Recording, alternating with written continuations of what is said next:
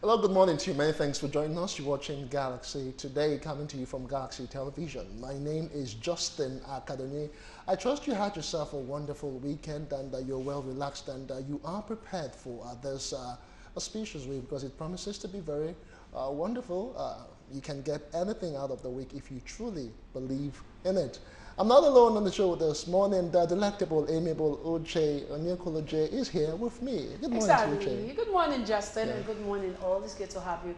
It's Monday, and I like to say it's a time to get serious. Yes, yeah, you can say that again. We'll be looking at the state of the nation so far. But before then, I like to say, Justin, you're killing it this morning. Well, thank you. Thank you so I don't know why I feel something is cooking. I'm yet to figure out what it is, but I really do suspect you, Justin. I don't know what's going on in that imaginative mind and brain of yours, but I can tell it's just a normal Monday.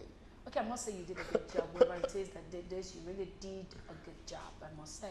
Thank you so much. This is not about me. It is about the state of the nation ahead 2019.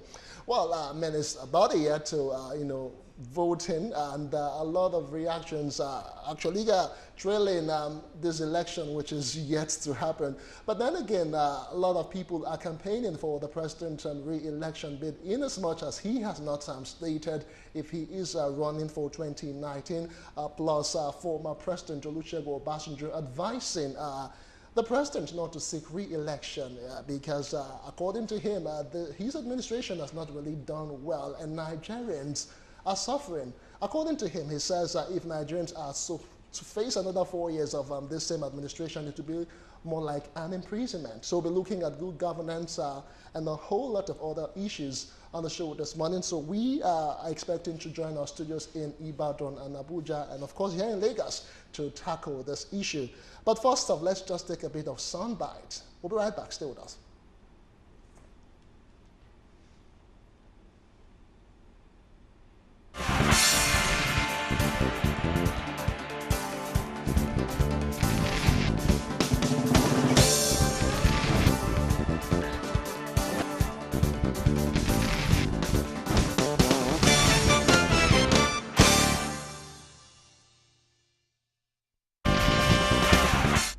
All right, we're still expecting, we're supposed to take a particular track off from the federal government reacting to Obasanjo's letter, and of course a group of other senators are talking about Obasanjo's open letter to the president. Let's just take that quickly. We'll be right back. Stay with us. However, we believe this issue is a distraction for the president at this time. This is because the president spends every waking hour tackling the enormous challenges facing the nation, most of which were bequeathed to this administration by successive past administrations. He is committed to fulfilling the mandate given to him by Nigerians in 2015, and that is where we are right now. Finally, we have no reason to believe that former President Obasanjo has any motive beyond the well-being of the nation in issuing his special press statement.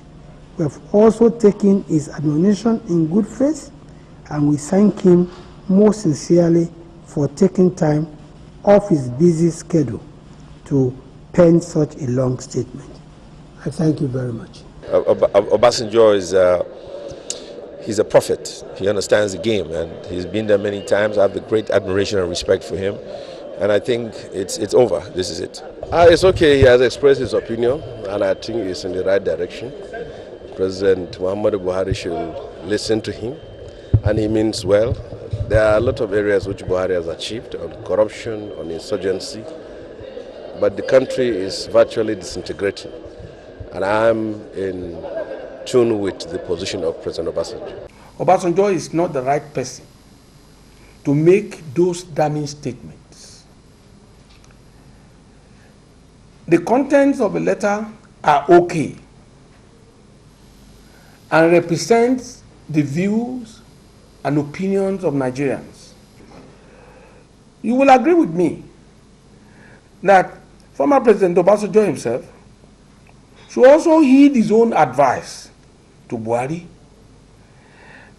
by also quitting the public political arena now. Nevertheless, President Buhari should heed ex-President Obasanjo's advice and go home to rest. He has already overstayed his welcome. We will never be led by cabals anymore. President Obasanjo told us Yaradua was hail and hearty. Again, he told us Jonathan was the best. In 2015, he said Buhari has what it takes to lead us. The war story is here to believe again.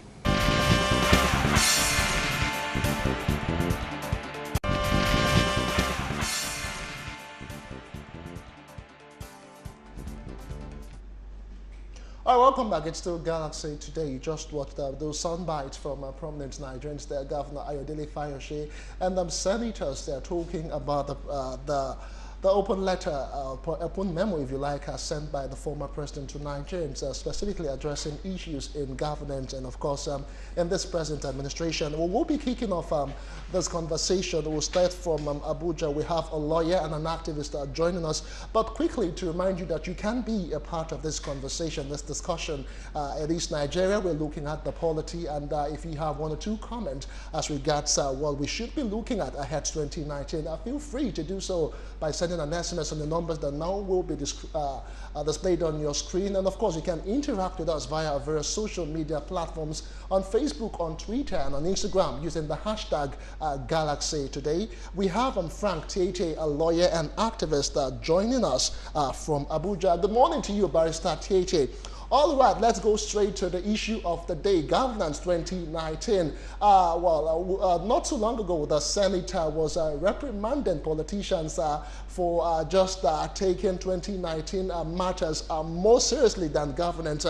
What do you really think we should be looking at? Because when it's election time like this, a whole lot of politician governors and people who are the hems of affairs, they usually throw governance to the mud. What should we be looking at presently? All right, welcome back. We apologize for that slight hitch, but we will be moving to Abuja in the course of the show, but we will start with Lagos. We have a guest here with us in the studios. Exactly. He is the Executive Director of Social Economic Rights and Accountability Project, and that's the person of Adetokunbo Mumune. Good morning, sir, and welcome to Galaxy Today. It's a pleasure being here. Okay, sir, we're looking at the state of the nation ahead of 2019. I mean, well, former President Olusegun Obasanjo wrote a letter last week to the present president. When one of the things he stated was that he shouldn't consider re-electing or campaigning for presidency next year. And there's been lots of reactions. In a situation like this, what would you suggest should be happening now? Thank you very much for having me.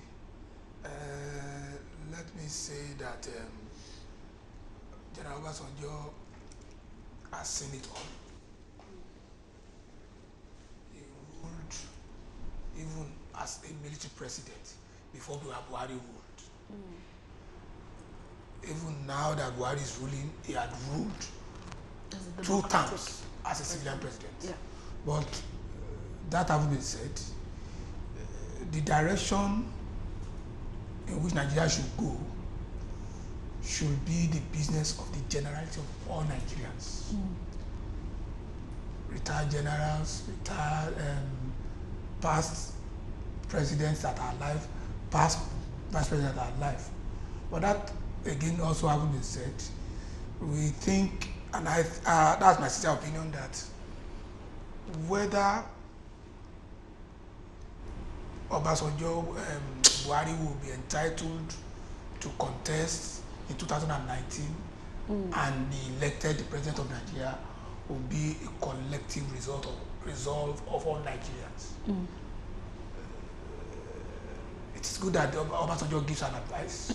It is also important that President Muhammadu Buhari should look critically at himself, his physical state, then combined with the enormity of the challenges that he has to face as a Nigerian president going forward. He will weigh the advice of Obasanjo and those challenges that he has to face and be true to himself. You see, wise people say to thyself be true. If you deceive yourself, you are more or less finishing yourself.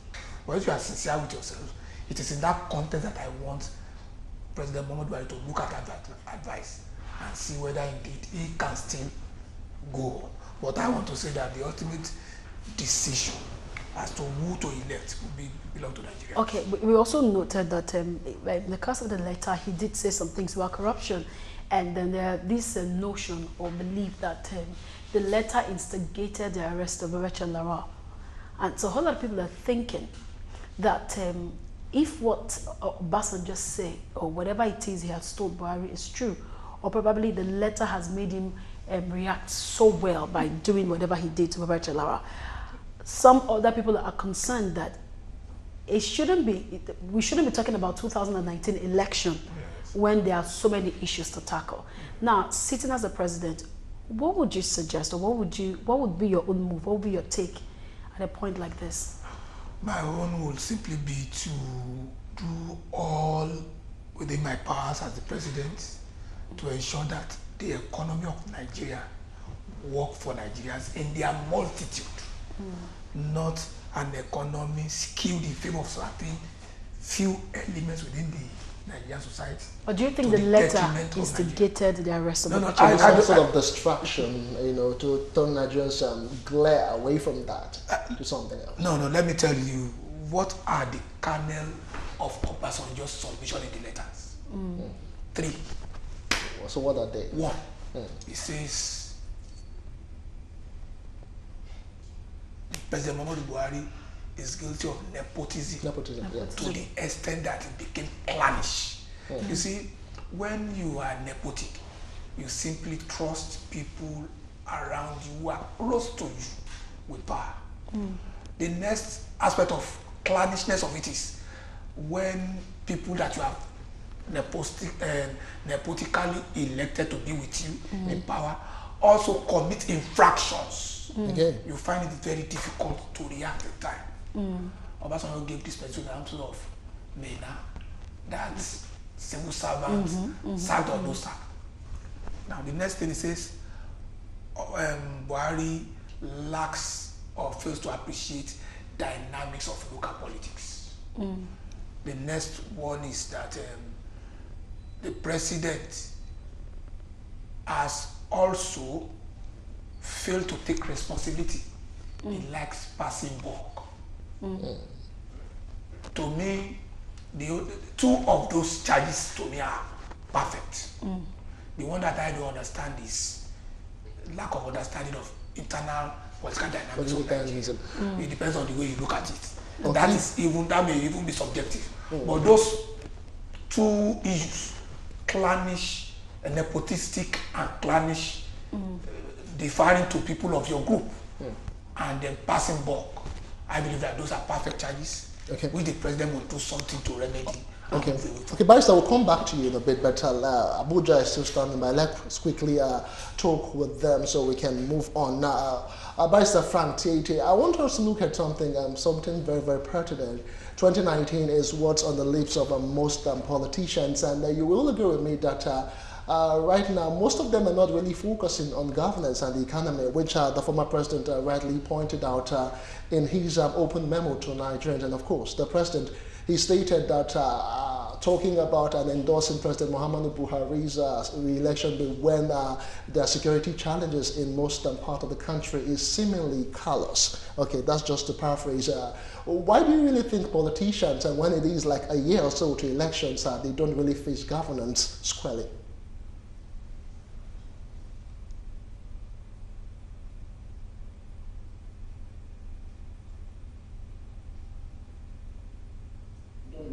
Governance squarely. That is on the basis of the assumption that even before elections, they actually face government squarely. They don't. Governance in this country is about, a conspiracy against the people, and we've seen the people have suffered as a result of their own docility, but that's changing. That's changing because the people are wiser now. it's been the trend that 2 years into an administration, you find that Southeast coordinators for the re-election of President Buhari will be appointed in the person of Rochas or Okorocha, and then you see all of that strong indications when you see Ohaneze and some kind of persons led by Ogbonnaya Onu making the submission on behalf of the Southeast that they are endorsing President Buhari. Now, it is clear, you don't need any prophetic declaration to you to know that President Buhari would run in 2019, but that is an exhibition of crass irresponsibility on the part of those who manage the presidency. Here is it. Now, you look at it. We've never been. I mean, I appreciate the way that my colleague Mumuni has taken a look at Obasanjo's letter. But you see, beyond that, Obasanjo has for me is a very patriotic fellow. He has downed political correctness to say whatever he thinks is in the interest of the country at every point in time. And I will understand with him, because if you've gone to war the way he fought the civil war in order to keep Nigeria united, you would no doubt hold back when you find that things are in such a disarray. Clearly, in the kind of security situation we face at this time, these things have exposed, they have demystified the personality of Buhari. It has shown Buhari as the usually weak personality that he has always been, even in 1983, 1984, and then 1985 when he was in power as a military man. He has never been in firm control of his government. And that's the reason why the economy would be in shambles. And that's the reason why the government can be, presumed to be taken over by some Kabbalistic set of men who run the presidency instead of President Buhari himself. And it also shows that the level of his patriotism as a former soldier and then as a president, with this kind of report card he has in about nearly 3 years of his presidency, for he to still consider that he would want to go into the political gladiators fight for 2019 is shameful. I mean, it's outrightly, insensitive on his part. Clearly, we've had an all-time low, situation in our country in terms of our unity. You see all the various clamor. And let me tell you, this president has led this country to a precipice whereby anything can happen. You only just need a catalyst to get things in the terrible direction right now. And the president should set in motion, and then stakeholders and statesmen should follow the example of former President Obasanjo, and let's go on a salvation mission for this country as things are. The economy is terrible, and then the only thing that actually should keep us together, I mean, when you talk about, the songs of unity, the sense of unity, that has been utterly destroyed. I don't want to adumbrate on the issues of nepotism. I think nepotism is an understatement. Yinka Odumake has said it time and again, that look, it's unimaginable in the history of this country, that you are talking about internal and external security being relegated, being put into the hands of, a set of people from one clan. I mean, it's unthinkable. But that's the level of brazenness that our presidency is operating. They don't care, whatever and this is the mindset. We will do what we want to do, go and let them say what they want to say. Nothing will happen, provided we are in power. And now, when you approach governance with that kind of, brutality, with that kind of brazenness, now you are leaving options to the other people that, look, they can only match you with power. We can no longer engage in polemics with which we can use in resolving issues in a democracy. No, democracy is not about the manipulation of force for the purpose of using power for some selfish interest. What we have seen is that the management of power under this administration has been towards destroying our heritage as a country in the last 50 years, and that's terrible, very, very terrible. Also using power for some selfish interest. That was very well said. But still talking about the letter and the reaction of the federal government by Minister of Information, Lai Mohammed, one of the reactions he gave was that this present government has tried in eliminating ghost workers and has saved the nation about 120 billion naira at about $1.8 billion, saying the capital inflows in the second quarter of 2017 were almost double the $908 million in the first quarter. Okay, now, amongst this reaction, he has said a whole lot of things to react to the letter, saying why or what the government has done and why, although that it is not the intention of the government, they are not thinking of the president at the moment is not thinking of 2019 election, but thinking of tackling issues. Now, I'd like to ask, in your own opinion, now, what do you think about it? Because a whole lot of people think that the present government is snail walking concerning the issues in Nigeria. And with everything that he's listed so far, according to him, it seems like Nigerians have not seen what this present government has done, but rather we are looking at what they have failed to do. What's your take on this?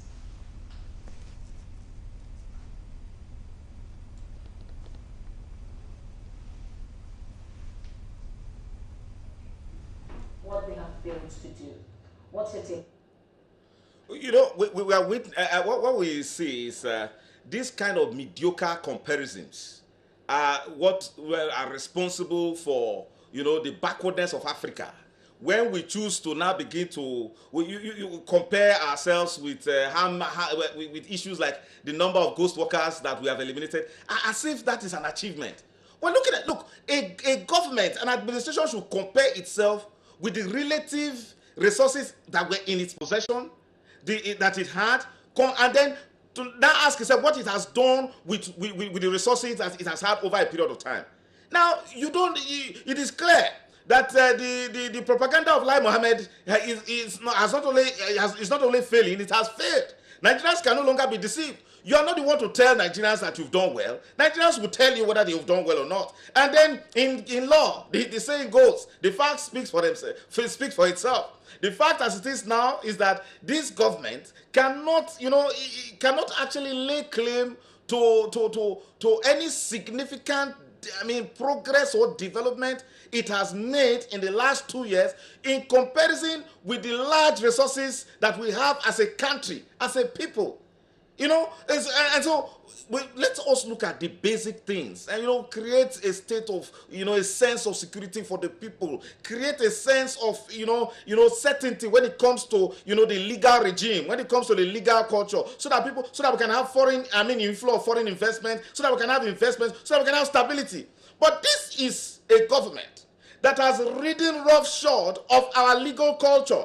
In a situation, no matter how stupid a court order could be, a government must set the example by obeying it. But this is the government that has, decided to disregard court orders, disregard even judgments of courts regarding the fundamental rights of its citizens. This is a government that has not given the right impression to foreigners in terms of foreign investment regarding the stability of our legal system. This is a government that has destroyed, what essentially makes us as a strong country. That is a country that is governed by law. That is a republic. That's why we are called the Federal Republic of Nigeria. Can we rightly say that we are a republic? Right now, we are not the republic. We seem to be run by the monarchy in the person of President Buhari, who has refused to consider the yearnings of the people when it comes to restructuring in order to make things work, but they want to ensure that they entrench a system that does not work in order so long as it serves the interest of a few and then keeps Nigeria in perpetual subjugation and in backwardness. This government should know that, look, it cannot continue to deceive Nigerians. Look, we have not forgotten what the campaign promises were. Look, when you're talking about security, for example, this administration led by members of the APC promised state police. It was a major campaign issue. Now, I can tell you this. If Governor Samuel Ortom of Benue State was in control of his own police force, you wouldn't have headsmen terrorizing him, making nonsense of the fact that he's a governor. You wouldn't have that happening. And you can see the insensitivity of the Minister of Defense and even the entire administration regarding the travails of the Benue people. Look, we are in a terrible state of an emergency, yet these things are not being addressed, and then you tell us about elimination of ghost workers. What have we not seen in terms of policies and importation of ideas from other democracies in order to make us appear that we are doing what the rest of the world is doing? what matters is what have those things translated into? Nothing. And it is sad, very, very sad that we keep deceiving ourselves. We keep, banding irresponsibility, banding, party politics and politics in general above the responsibility of simply providing security for the people and then administering governance for the interest of the people. That we do not see, that they don't have in their mind. I mean, why would we watch ourselves destroy this country like this? We will keep shouting, yet these men appear to be dumb and deaf. They don't care whether this country is burned down. They don't care. And look, we see these things every day. It appears they are ensconced. Thank you so much. That's all we can take for now. Yeah, because of time, we cannot really take so much. I want to say we appreciate your comments and your thoughts as regards all that is happening in the polity at this particular time. Our guest from Abuja has been Barrister Frank Tietie, who is also an activist. We still have the Executive Director of the Social, Economic Right and Accountability Project, SERAP, that Barrister Adetokunbo Mumuni with us here in Lagos. Okay, sir. Let's take it from where the barrister in Abuja dropped. I mean, his reaction towards what the federal government is saying. I mean, Lai Mohammed, the current Minister of Information, is making us feel like Nigerians are focused on what the government has failed to do or yet to do than what the government has done. The truth of the matter is that when you see somebody say, I want to go into a public office, and these are our manifestos, these are our programs, the only way you judge him is by putting those things that he said he would do. And compare it to what he has done or he has not done. So Nigerians are not acting for too much. You said you would stop corruption. What we have seen constantly is that when matters concern members of your government, allegation of corruption, it takes eternity for the president to respond. Tackle it. You understand? When you say you shall run the nation in a balanced manner, people from one sector or tribe will not predominate. What have we consistently seen?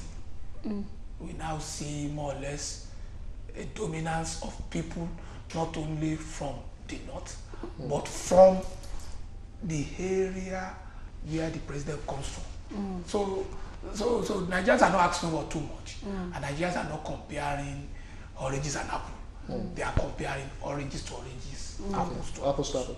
But another thing again is that ahead 2019, although it's not, there is a portion of the law which says a campaign cannot be done until almost 60 or 90 days to the election. But we've had INEC come out to condemn a lot of that happening, specifically in Adamawa State. But not too long ago, we hear of reports where a particular minister, city minister, who came to Abuja with face caps and all of that, now campaigning for the president. That is just one. Secondly, the former president, Olusegun Obasanjo, said neither the APC nor the PDP can salvage Nigeria come 2019.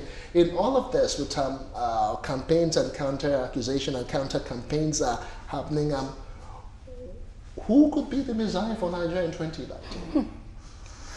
If you are talking about the governance of Nigeria, the only way you can be talking about it is within the context. Okay. And the context that we have been given is the Constitution.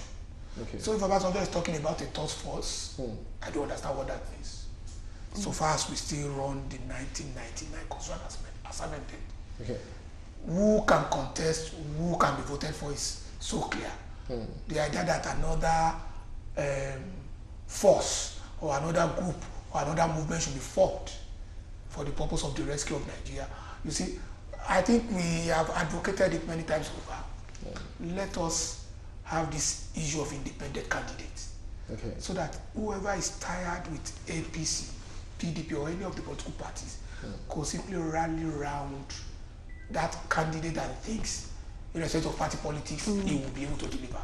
And again, I think people that rule us, people that have ruled all this in the past, they've not taken the position to think that the most important office in Nigeria is the office of the citizens of Nigeria.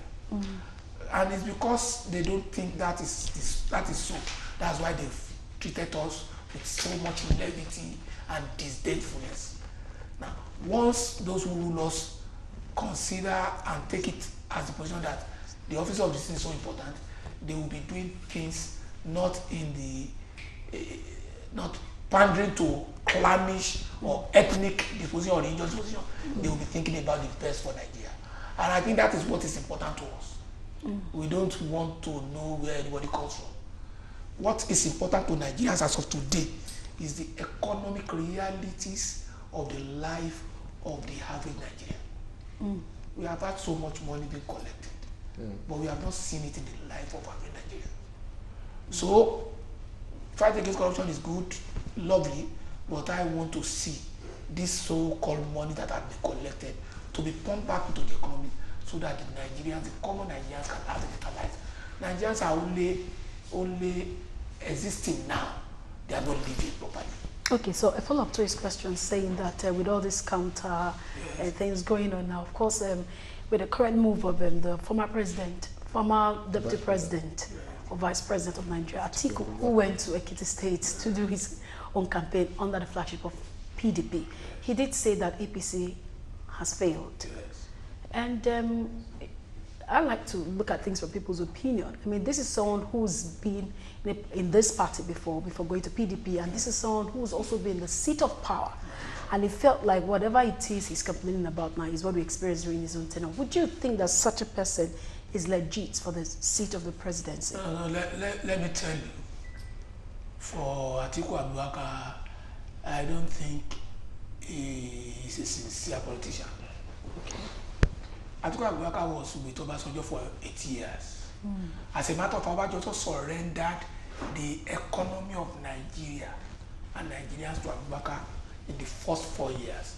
It was when Obasanjo was looking for second term and probably third term that things changed as between them. So I don't think Atiku Abubakar can give us any legitimate, sincere sermons. Why not? No, because we have seen His antecedent. exactly. So you see, when you want to give us a new lecture, we'll look at where you are coming from and we'll try and see what your trajectory has been before you start giving us new lectures. So to me, the presidency of a new president in Atiku Abubakar will not do us any important thing. I like us to also clear something. I mean, we know that before we go to Ibadan, I mean, we all know that for you to actually come out that you want to campaign, I mean, we have how many parties now, and there's this new law that's been passed that you're not too young to vote, or not too young to campaign, or not too young to run. Now, I like to ask, what are the prerequisites expected of a candidate? I mean, I thought that the Constitution states that you must have clean records and a couple of things for you to campaign, and it looks like this power is just rotating.